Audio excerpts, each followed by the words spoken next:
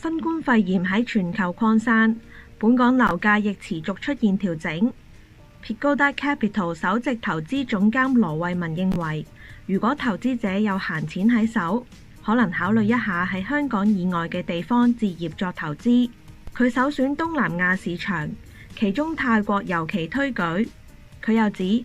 當地嘅樓價水平較低，入場門檻亦低，只要識揀物業，保值能力絕不輸蝕。我即係投資海外物業就已經5-6年前嘅事啦，第一次咁就係當時都係覺得香港投資物業嗰個成本比較高啲啦。咁喺因為工作上面同埋生意上面嘅來往啦，就一啲東南亞國家嘅朋友咧，咁都得悉咗佢哋即係有一啲好好嘅機會，咁所以變咗就係透過即係呢啲咁嘅朋友嘅關係咧，咁就開始第一次就去即係接觸咗物業投資嘅機會咯。咁但係反而就係覺得，咦？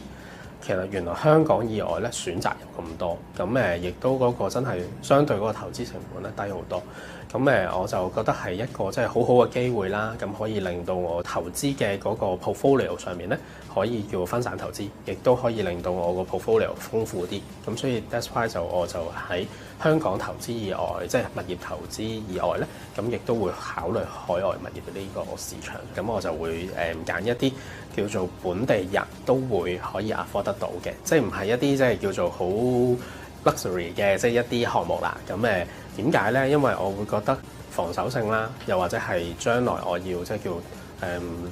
離場啦，咁其實嗰個客源都會多啲咯。因為如果你話我哋淨係揀一啲可能比較外國人會考慮嘅即係一啲項目嘅，咁外國人都會可能會有一啲即係時間可能係會唔喺度啦，又或者可能會撤退，好似而家啲咁樣嘅即係疫情下邊，咁其實都會有影響噶嘛。咁但係如果我揀咗一啲項目，就係叫相對係本地人都會有能力afford得到，同埋亦都可以有興趣即係叫我買到嘅，咁變咗我將來叫可以套現放手嘅機會亦都會高啲，變咗喺我嘅投資風險咧亦都會低啲。咁我自己就對泰國咧就即係情有獨鐘啦。咁因為第一我覺得泰國嗰個叫做入場門檻相對低啲，第二咧我亦都係好中意呢一個國家，咁同埋當地嘅人啦，咁我覺得佢哋都係一個好 friendly 嘅一個國家啦。咁所以我覺得都係其中一個我考慮嘅因素，點解我會揀咯。咁最緊要，但係如果即係投資就係因為我覺得嗰個入場嗰個門檻相對佢冇咁多即係叫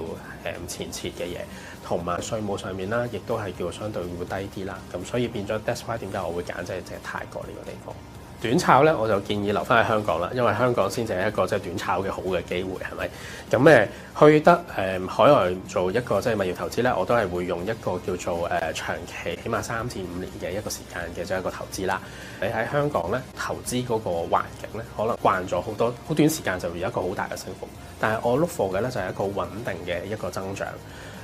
如果我就睇翻即係一啲數據啦，咁東南亞嘅市場可能係泰國、馬來西亞呢啲地方咧，你會見到佢嗰個圖咧，即係叫相對係即係冇香港嗰個一支箭咁上，佢係即係叫平穩上嘅。我就覺得我自己嘅投資嗰個取向咧，我就係傾向即係一個即係叫做持續性嘅一個即係增長，咁所以我就會揀呢啲市場。第二樣嘢咧就係我會揀咧就係嗰個即係叫做rental return 啦，個租金個回報率啦。嗰個租金回報率其實某程度上係一啲 cash flow 嚟嘅。對於我嚟講，我中意持有一啲物業咧，係會即係有一個即係相對高少少嘅租金回報率。香港咧就有一啲叫做可以有升值潛力嘅物業喺手，但係去到海外市場咧，我係放長線。第一個成本同埋嗰個風險可以攤長啲，第二咧就係嗰個即係叫做入場門檻亦都冇咁高，咁所以呢個咧就係我會揀嘅即係一啲海外物業嘅標準。